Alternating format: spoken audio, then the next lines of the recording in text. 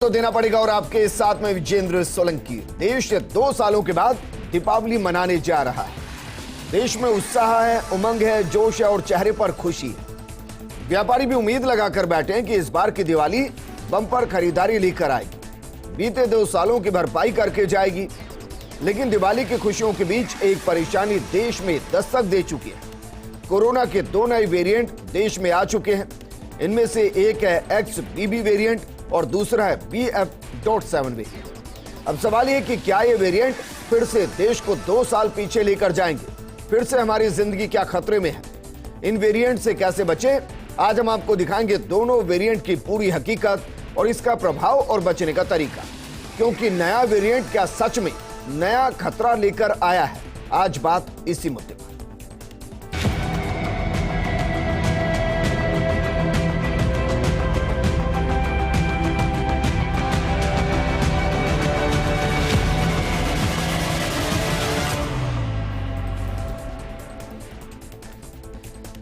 सबसे पहले आपको बताते हैं XBB वेरिएंट के बारे में। उसको जरा समझिए कि ये वेरिएंट क्या है। दरअसल XBB ओमिक्रॉन के 2 वेरिएंट्स BA.2.75 और BA.2.10 की म्यूटेशन से बना है। वैज्ञानिकों के मुताबिक ये अब तक के सभी वेरिएंट्स में ज्यादा संक्रामक है। ज्यादा वैक्सीनेशन वाले देशों में भी ये तेजी से फैल रहा है। वैक्सीन से बनी इम्यूनिटी को भी ये चकमा दे सकता है। इसी के साथ बड़ी संख्या में लोगों को संक्रमित करने की भी इसमें क्षमता है। अब तक इसका मुख्य लक्षण बदन दर्द दिखाई देता है। XBB के महाराष्ट्र में 18, ओडिशा में 33, पश्चिम बंगाल में 17 और तमिलनाडु में 16 केस मिल चुके हैं। खतरनाक इसलिए क्योंकि जिनको वैक्सीन लग चुके हैं वैक्सीन को भी बाईपास कर देगा। और ये वर्तमान स्थिति के लिए खतरनाक इसलिए क्योंकि वेदर चेंज हो रहा है, मौसम बदल रहा है। और जब मौसम बदल रहा है तो शरीर में अकड़न होती है, बदन दर्द करता है, सर्दी होती है, खांसी होती है, जुकाम होता है और लगभग यही सभी इसके भी लक्षण हैं। तो आपको कंफ्यूज नहीं होना है। एक बेहद खास पैनल हमारे साथ होगा जिसके साथ हम डिस्कस करेंगे। लेकिन उससे पहले समझिए BF.7 वेरिएंट के कि आखिर वो वेरिएंट क्या है। ये भी ओमिक्रॉन के वेरिएंट BA.5 से बना है। इसका पहला केस गुजरात में सामने आया। पुराने वेरिएंट से ज्यादा संक्रामक है। इम्यूनिटी को चकमा देने की इसमें भी क्षमता है। BF.7 चीन में तेजी से पैर पसार रहा है। कोरोना भी चीन से ही आया था और वर्तमान स्थिति है कि चीन के कई शहरों में इस BF.7 के केसेस मिल रहे हैं। इसी तरह बेल्जियम, जर्मनी, फ्रांस में भी ये वेरिएंट लगातार पैर पसार रहा है। इसके लक्षण बदन दर्द, खांसी, खराश, थकान, यानी कि जो अमूमन जब एक मौसम बदलता है उस दौर में जो शिकायतें मिलती हैं दरअसल वही इनके लक्षण है। तो फिर आप पहचानेंगे कैसे? इस मुद्दे पर बात करने के लिए बेहद खास पैनल हमारे साथ मौजूद, या कहें कि चिकित्सा की 3 अलग अलग विधाओं के 3 एक्सपर्ट हमारे साथ हैं। हमारे साथ है doctor Ashok Shekhawat, senior physician है। डॉक्टर अशोक सोलंकी होम्योपैथिक चिकित्सक हैं। गोविंद नारायण आयुर्वेद चिकित्सक हैं। शुरुआत करते हैं डॉक्टर अशोक शेखावत आपके साथ। सर जरा बताइए, दोनों वेरिएंट से डरने की जरूरत है या नहीं है? नाम गलत बोल। अशोक राठौर, अशोक शेखावत। हेलो हेलो जी अशोक शेखावत जी, आप मुझे सुन पा रहे हैं सर? मैं सुन रहा हूँ। मेरा नाम अशोक सिंह राठौड़ है। ठीक है सर, मैं चेंज कराता हूं, लेकिन वेरिएंट के नाम बदल गए सर जी। गलती से शायद आपके नाम में थोड़ी सी कुछ कंफ्यूजन रही है। सवाल मेरा है कि जो 2 नए वेरिएंट आए हैं सर अशोक सिंह राठौड़ जी, उनसे डरने की जरूरत है या नहीं है सर? जी, डरने की जरूरत है जी। हर बीमारी से डरने की जरूरत है। बीमारी किस वक्त क्या मोड़ ले ले कोई कुछ कह नहीं सकता। जिस तरीके से वायरस में चेंजेज आए हैं और अब तक 2.5 साल, करीब 3 साल होने आए हैं, हर बार कोई न कोई नया वेरिएंट आ रहा है। इसलिए ये तो पॉसिबल ही नहीं हम इसको इग्नोर कर लें। इसलिए इससे डरने की आवश्यकता है। डरने की आवश्यकता इस तरीके से तो नहीं है कि आप घर के अंदर ही बैठ जाएं, लेकिन जो पहले अपन ने प्रिकॉशंस ली थी इस बीमारी से बचने के लिए, उस बारे में अपने को वापस ध्यान कंसंट्रेट करना पड़ेगा कि जो चीज़ें हम छोड़ते जा रहे हैं, जिसको हम अब एकदम कॉमन कोल्ड की तरह लिए जा रहे हैं, उसकी तरफ आपको अलर्ट होना पड़ेगा। अभी कह रहे हैं वापस 2 गज की दूरी, मास्क है जरूरी, इसका पालन करना है। हाँ बिल्कुल बिल्कुल ज़रूरी है।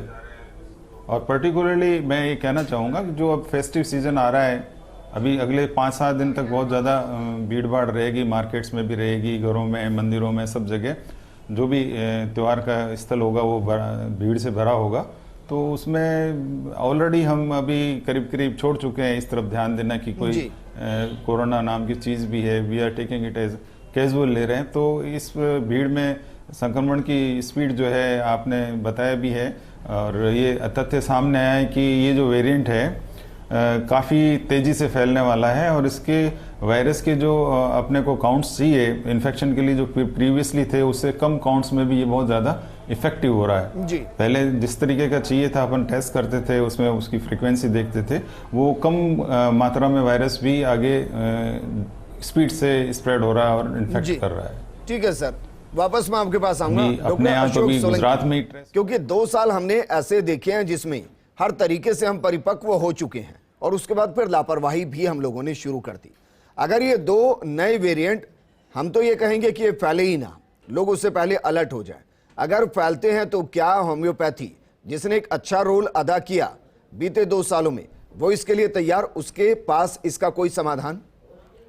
जी विजेंद्र जी, सबसे पहले तो हमको इससे डरने की बिल्कुल भी आवश्यकता नहीं है, इससे सावधान रहने की आवश्यकता है जी। सावधानी में, अभी मौसम बदल रहा है, गर्मी से सर्दी का मौसम आ रहा है।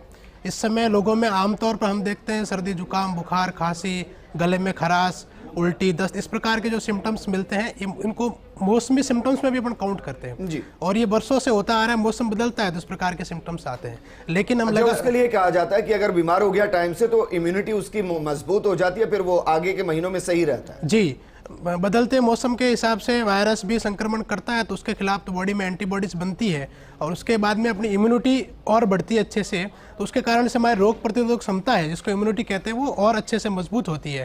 तो इस बदलते मौसम में हमको मौसमी सिम्टम्स से तो सावधानी रखने की जरूरत है, लेकिन पिछले 2 वर्ष हमने कोविड से झेले हैं, उसके संक्रमण से हमने बहुत परेशानी झेली है, तो उससे हमको सावधान रहने की जरूरत है। ज़्यादा क्राउड वाले एरियाज में हम नहीं जाएं, और थोड़ा जाएं तो मास्क वगैरह का प्रयोग करें, दूरी का अपन विशेष ध्यान रखें। दूसरा, बदलते मौसम के हिसाब से हमको अपने जो खान पान है उसका विशेष ध्यान रखना है। इस समय ठंडी, खट्टी, चिकनी चीज़ें हमको नहीं खाना है, हल्का गुनगुना पानी उपयोग में लेना है, और पंखा, कूलर, एसी हम चलाते हैं तो उसका भी जो मात्रा है वो हमको कम करना है। ऐसा नहीं तेज़ पंखे में सो रहे हैं, तेज़ एसी में सो रहे हैं तो आपको जल्दी से सर्दी जुकाम कोल्ड हो सकता है, फिर आप डरेंगे। तो हमको बदलते मौसम के हिसाब से खान पान के साथ में, और हमारा जो परिवेश है वो हमको थोड़ा सा बदलने की आवश्यकता है। डरने की जरूरत नहीं है। होम्योपैथी ने फर्स्ट और सेकेंड जो कोविड की वेव में उसने बहुत काम किया है, और उसके बाद अब हर घर में होम्योपैथी पहुंच चुकी है। तो होम्योपैथी के माध्यम से अपनी रोग प्रतिरोधक क्षमता बढ़ाएं, और जो सिम्टम्स आपको मिल रहे हैं, क्योंकि अभी सिम्टम्स पहले वाले से थोड़े से डिफरेंट है, तो मेडिसिन भी चेंज हो रही है, तो आप होम्योपैथी डॉक्टर से परामर्श लेके दवाई भी ले सकते हैं। डरने की, घबराने की आवश्यकता नहीं है, हमको सावधान रहने की जरूरत है। बिल्कुल सही कहा आपने, डरने से ज्यादा सावधानी अगर हम करेंगे तो डरने की जरूरत नहीं महसूस होगी। गोविंद नारायण जी हमारे साथ हैं। गोविंद नारायण जी, हर बार यह हम कहें कि आदिकाल से आयुर्वेद के साथ जिंदगी चलती रही है। अब हम ये जानना चाह रहे हैं कि 2 नए वेरिएंट आ रहे हैं, इसमें आयुर्वेद की भूमिका क्या रहेगी, और कोई बीमार हो या ना हो, इस वक्त जो मौसम बदल रहा है उसमें किन बातों का ध्यान रखा जाए कि आदमी स्वस्थ रहे? जी, ये आदिकाल से ही महामारियां फैलती रही है जी, और चरक संहिता के अंदर विमान स्थान में बताया गया है कि हर समय के अंदर तरह तरह के जनपदोध्वंस होते रहेंगे, अलग अलग तरह की बीमारियां आती रहेगी। और अभी जो कोरोना में पिछली बार हुआ था उसमें भी यही हुआ था, कोरोना एपिडेमिक के अंदर, कि मेन जो बेस लिया गया था वो इम्यूनिटी पे ही लिया गया था, कि इम्यूनिटी, क्योंकि एंटीवायरल मेडिसिन तो अभी तक कोई प्रभावी बनी नहीं है। अगर आप अपनी इम्यूनिटी को बूस्ट कर सकते हैं तो इन बीमारियों से लड़ सकते हैं, और फिर इनसे डरने की कोई आवश्यकता नहीं है। अब इम्यूनिटी को बूस्ट करने के लिए पिछले जो कोरोना का जो काल रहा है उसके अंदर अपनी माता बहनों का या घर की जो किचन की जो मेडिसिन रही है वो काफ़ी प्रभावी रही है जी, और जहाँ तक 50% से भी ज़्यादा यानी 70-80% तक कोरोना से लड़ने के अंदर वही कारगर रही है जिसको सभी ने माना भी है। किचन के अंदर जो अपने यहाँ है मसाले, उसके अंदर देखो अजवाइन है, सौंठ, काली मिर्च, पीपल है, इधर से लौंग है, इलायची है, लौंग, इलायची है, और तुलसी फिर है, तुलसी। तुलसी है। अपने घर के जो मेडिसिनल प्लांट जो जी। घर के अंदर उगाए जाते हैं, जो तुलसी है, गिलोय है, और काल मेघ, चिरायता, कुटकी और आसपास की कई सारी मेडिसिन है जिनके अंदर आसानी से वायरल डिजीज से किसी भी वायरल डिजीज से लड़ा जा सकता है। अगर आप दूसरा ये है कि जब भी ऋतु संधि काल आता है, आयुर्वेद में बताया गया है कि जैसे आपने देखा होगा पिछली बार, या तो अप्रैल में या अक्टूबर के महीने में ही कोरोना ज़्यादा प्रभावी रहा है, क्योंकि उस समय वेदर चेंज रहता है, सर्दी से गर्मी या गर्मी से सर्दी के अंदर अपन अलग ऋतु में प्रवेश अभी करते भी हैं। तो देखिए ना, नए वेरिएंट जो आ रहे हैं वो उस ऋतु संधि के दौर में ही आ रहे हैं। ये उसी, क्योंकि उस समय इम्यूनिटी वीक हो जाती है, और ये जितने भी जो आर्टिफिशियल जो वायरस बनाए गए हैं या डिजीज़ बनाई गई है, वो इम्यूनिटी को ध्यान में रख के ही बनाई गई है कि जिसकी इम्यूनिटी जिस समय कमज़ोर होगी उसको ज़्यादा उस समय उसको कैप्चर करेगी या उसको ज़्यादा पकड़ेगी। अब जिन देशों के अंदर खान पान अलग किस्म का, इम्यूनिटी कम है, फास्ट फूड है, ये जो वेस्टर्न कल्चर ज़्यादा फॉलोअप हो रहा है, तो उनके अंदर इम्यूनिटी कम है, तो उनमें इनका वेरिएंट ज़्यादा फैलता है। और जो इंडियन कल्चर को मानते हैं या इंडियन कल्चर का फॉलोअप करते हैं, या हमारे जो शास्त्रों के अंदर बताया गया है कि जिसे ऋतु के अंदर अब जैसे सर्दी आ रही है तो अपन गर्म चीज़ों को धीरे धीरे कम करते जाएंगे। 15 दिन का एक टाइम दिया गया है, उसको ऋतु संधि काल बताया गया है कि धीरे धीरे अपन गर्म जो चीज़ें हैं उनको तो कम करते जाएंगे, और जो ठंडी चीज़ें उनको कम करते जाएंगे, और गर्म चीज़ों को अपन ज़्यादा खाने में पीने में रखने जाएंगे जी, ताकि अपन सर्दी ऋतु से लड़ भी सकें और इसके समय इम्यूनिटी भी डाउन नहीं हो अपनी। लेकिन सर जो आप बता रहे हैं वो तो दरअसल जो वेदर चेंज होता है उस दौरान क्या प्रिकॉशंस रखे जाएं, क्या सावधानियां बरती जाए, वो है। हाँ, कोरोना के अगर नए वेरिएंट आ रहे हैं तो भी आपको लगता है इन सब चीजों के साथ बचा जा सकता है? ये मैं सवाल इसलिए कर रहा हूं क्योंकि जिनको वैक्सीन भी लग गई है ना, उनको भी नया वेरिएंट बाईपास कर रहा है। हाँ, तो कोई सा भी वेरिएंट आए, अगर आप इम्यूनिटी को कंट्रोल करते हैं या इम्यूनिटी पे ज़्यादा ध्यान देते हैं तो उससे लड़ सकते हैं। अदरवाइज कोई एंटीवायरल मेडिसिन का अपन इंतजार करेंगे तो उससे अपना लड़ना संभव नहीं। ठीक है। अशोक सिंह राठौड़ जी, सर इम्यूनिटी को ही तो अटैक करता है वायरस, और जिनको वैक्सीन लग चुकी है उनको भी हो रहा है। कुछ ऐसे देश है जहां जितनी ज्यादा वैक्सीन लगी है वहां ये दोनों वायरस उतने ज्यादा फैल रहे हैं। इस बीच में कोई कनेक्शन आप स्थापित कर पाएंगे कि ऐसा क्यों है? ऐसा है कि वेरिएंट का मतलब है कि अब पहले जो वायरस था वो वायरस नहीं होके म्यूटेशंस होके वो नया वायरस है जी। उसी वायरस का नया एक कह सकते हैं एडिशन है। वो अलग तरीके से एक्शन करेगा बॉडी पे, न कि पहले वाले की तरह करेगा। तो वो इम्यूनिटी को जो आपकी है, जो वैक्सीन से बनी थी, उसको उसने बाईपास कर दिया, उसको वो डोज दे रहा है, वो धोखा दे रहा है, उसको बाईपास करके अपना इफेक्ट बता रहा है। तो ये कहना बिल्कुल उचित नहीं है कि वैक्सीनेशन किया वो कोई काम नहीं आया। वैक्सीनेशन करने के बाद में जो 2-2.5 साल में वेरिएशन आया है इसके जीनोम में, वायरल जीनोम में, तो वो डेंजरस हो गया। लेकिन सर इसका तो मतलब फिर ये हुआ अगर आपकी अगर हम कोई काम नहीं आ रही है। सर इसका मतलब तो ये हुआ अगर ये दोनों वेरिएंट फैल गए तो आप ये कहना चाह रहे हैं कि एक नया वैक्सीन लाना पड़ेगा? हाँ, लाना पड़ेगा with due course of time. क्यों नहीं लाना पड़ेगा? आप कॉमन सेंस से अगर लगाएं, जो भी मेरे महानुभाव मेरे कलीग्स ने कहा है, मैं उन सब से सहमत हूँ, हर तरीके से सहमत हूँ। वेदर चेंज होता है तो आपके क्लोथ्स चेंज होते हैं, आपका खाना चेंज होता है, और आप जो इनिशियल जो सर्दी होती है, बड़े बुजुर्ग कहते हैं आने वाली सर्दी ज़्यादा खतरनाक है। क्यों खतरनाक है? सर्दी तो कम ही होती है, फिर भी खतरनाक इसलिए बताते हैं कि वो लापरवाही आ जाती है। आप स्वेटर पहनने में भी डिले कर देते हैं, अभी तो दीपावली जाएगी उसके बाद स्वेटर निकालेंगे, ये करेंगे। मेरा ये कहना है कि हमारी बॉडी इस तरीके की है, अगर आप लो ग्रेड फीवर से भी प्रभावित हो गए, अगर अफेक्टेड हो गए, तो आपकी बॉडी की इम्यूनिटी लो हो जाती है। जब लो इम्यूनिटी होगी तो कोई भी वायरस या बैक्टीरिया भी आपके शरीर में आराम से प्रवेश कर जाता है और ज़्यादा नुकसानदेह होता है। तो मैं ये नहीं कह रहा था कि डर के आप सब घर में घुस जाएं।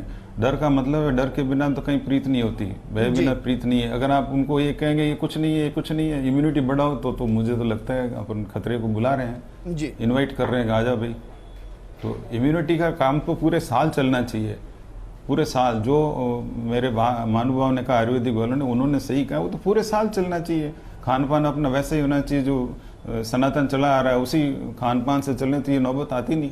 लेकिन अब जो फेस कर रहे हैं अपन, जो अभी जो वक्त चल रहा है, इसमें अगर अपन ये ध्यान दें कि मैं इम्यूनिटी बढ़ा लूँगा, वो तो बहुत मुश्किल काम है कि महीने 2 महीने में इम्यूनिटी बढ़ जाएगी। अब जो वेरिएंट जा रहा है भीड़ में, अगर हम जाएंगे तो नेचुरली वो तो अपना काम करेगा। और इम्यूनिटी डेवलप जो अपन आयुर्वेदिक तरीके से या होम्योपैथी के तरीके से बढ़ाना चाहते हैं, जो हमारी एलोपैथी की मतलब बेसिक साइंस जो है, वो एलोपैथी की बेसिक साइंस होम्योपैथी है, ठीक है सर। तो ये आयुर्वेद है। तो इससे ही हम लोगों ने जो मेडिसिन बनाई है, जो मेरे माननीय सदस्य ने कहा, गिलोय है, तुलसी है, इन सब का केमिकली तो हम देते हैं, और क्या देते हैं। जो जड़ी बूटियाँ थी, उन जड़ी बूटियों के कोई तो हम केमिकल रूप में बना के मेडिसिन दे रहे हैं।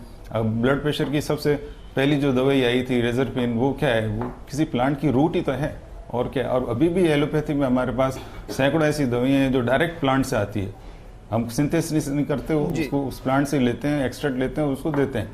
तो मेरा कहने का मतलब ये है सर, मैं ज़्यादा नहीं बोलना चाहूँगा, हमें समन्वय करना पड़ेगा, चाहे होम्योपैथी हो, एलोपैथी हो या आयुर्वेदिक हो, वो सभी को एक साथ मिला के करना पड़ेगा काम। इम्यूनिटी भी बढ़ाएं, और बेसिकली मैं ये कहना चाहूँगा कि सर बीते 2 सालों में कई वेरिएंट हमने देखे हैं सर, कई वेरिएंट हमने देखे हैं कोरोना के। बीते 2 सालों के अंदर वो आए, कुछ एक फेज तक रुके और उसके बाद फिर वो चले गए, उनमें म्यूटेशन हो गया या वो प्रभावी नहीं रहे।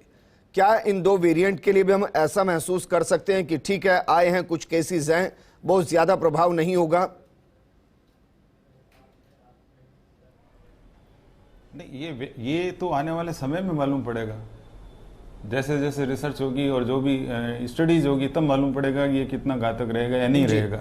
लेकिन आपको अलर्ट होने की तो सख्त आवश्यकता है। अच्छा, एक और सवाल सर आपसे, क्योंकि एक वायरस जो अपने मूल स्वरूप में होता है, अशोक सिंह राठौड़ जी, जो वायरस अपने मूल स्वरूप में शुरू होता है वो ज्यादा खतरनाक होता है सर? अभी तक का इतिहास क्या कहता है? या उस वायरस में लगातार हो रहे म्यूटेशन उसके बाद वो खतरनाक होता है? लगातार हो रहे म्यूटेशंस ज़्यादा खतरनाक होते हैं, क्योंकि इसके लिए आपके पास समय नहीं होता, उसको डिटेक्ट करने का, उसके ट्रीटमेंट का वो समय आए उससे पहले कैजुअलिटीज हो जाती है। आपने ध्यान दिया होगा, फर्स्ट जो लहर आई थी, पहली लहर में इतनी कैजुअलिटीज नहीं हुई जितनी सेकंड लहर में हुई जी, क्योंकि वो म्यूटेशन ज़्यादा घातक था, वो बाईपास कर रहा था जी, सीधा लंग्स में जा रहा था।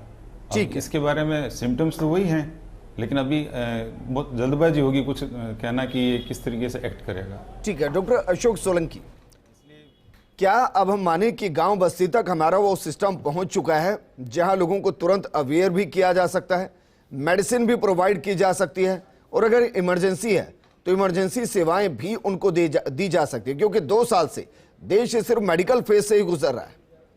पिछले 2 वर्ष में मेडिकल सिस्टम्स ने हर गांव तक, हर ढाणी तक अपनी अप्रोच को किया है, चाहे वो वैक्सीनेशन के माध्यम से हो, चाहे वो किसी भी वायरल डिजीज से बचाव के लिए सरकार के सकारात्मक प्रयास सबके सामने है, चाहे वो वैक्सीनेशन हो। और दूसरी बात ये रही कि हर गांव ढाणी तक आज ANM, GNM इस प्रकार की पोस्ट है। और दूसरी बात, अलग अलग मेडिकल विधाओं के डॉक्टर्स भी आज हर एक फील्ड में तैनात है। तो जैसा डॉक्टर राठौड़ साहब ने कहा कि हम सबको आपस में समन्वय करके काम करने की आवश्यकता होती है। हर एक युद्ध होता है, युद्ध में हर योद्धा की अपनी अपनी भूमिका होती है, चाहे वो बंदूक से लड़ने वाला योद्धा हो, चाहे तोप से लड़ने वाला हो। तो एलोपैथी, होम्योपैथी, आयुर्वेद तीनों को समन्वय करके काम करेंगे तो चाहे कोई सा भी वेरिएंट आए, हम सफलता निश्चित पाएंगे और लोगों को बचा पाएंगे। तो हम सबको आपस में एक समन्वय करने की आवश्यकता है। दूसरी बात, मैं होम्योपैथी के लिए बात करूंगा कि अपनी इम्यूनिटी को अपन अच्छा रखेंगे तो इस प्रकार की हमको दिक्कत ही नहीं आएगी। दूसरी, बदलते मौसम के हिसाब से खान पान अपना ठीक रखें और बदलते मौसम के हिसाब से अपने पहनने का, रहन सहन का तरीका अपन ठीक करेंगे तो इस प्रकार के सिम्टम्स नहीं आएंगे। दूसरा, इस समय फेस्टिव का सीजन चल रहा है जिसमें हम घरों में डस्ट वगैरह की काम का चल रहा है, जिसके कारण जिसके कारण से अधिकतर एलर्जिक जो पेशेंट है उनको ज़्यादा दिक्कत हो रही है, चाहे वो वैक्सीनेशन किया हुआ हो या नहीं किया हुआ, तो उनको ज़्यादा दिक्कत है, तो उनको थोड़ा सा बचाव करना चाहिए। साथ में अकॉर्डिंग टू सिम्टम्स होम्योपैथी की आप दवाई लें तो आप हैवी स्टेरॉइड से भी बचेंगे और आप जल्दी ठीक होंगे।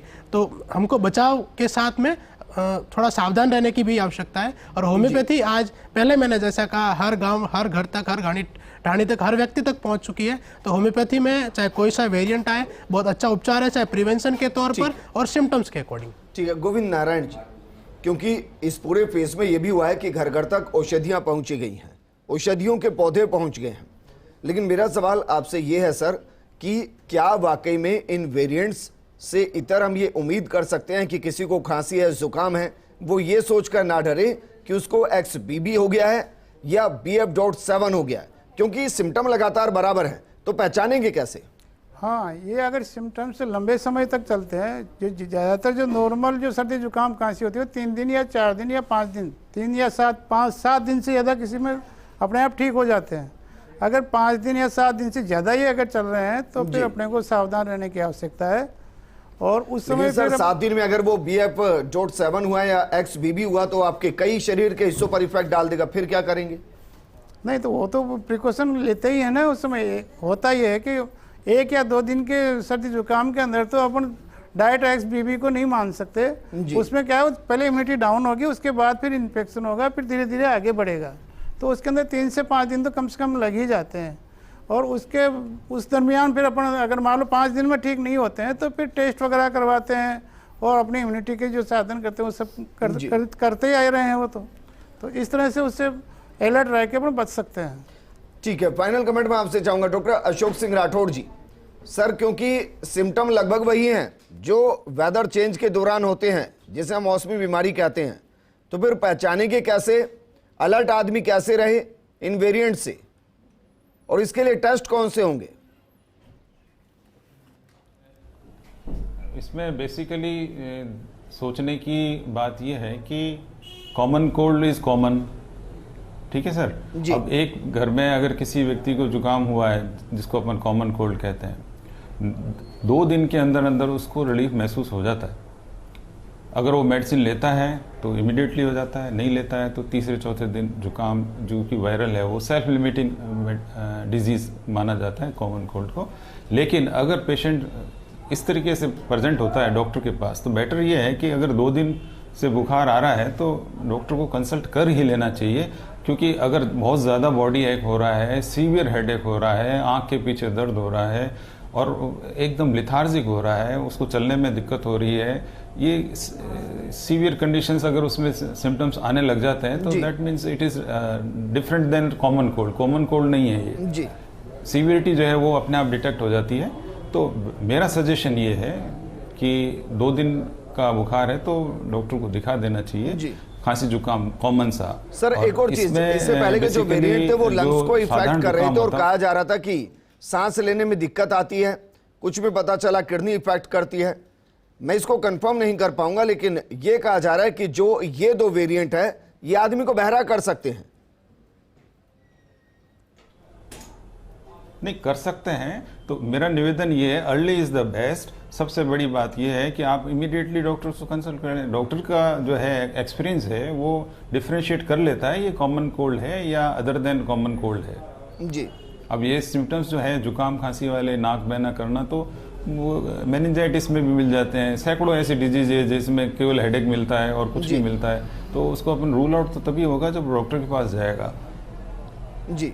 प्रिकॉशन के तौर पे, प्रिवेंशन के तौर पे पहले अगर जाएगा तो early is the best. Sir बिल्कुल सही कहा, precaution is better than disease. शुक्रिया हमारे साथ जुड़ने के लिए।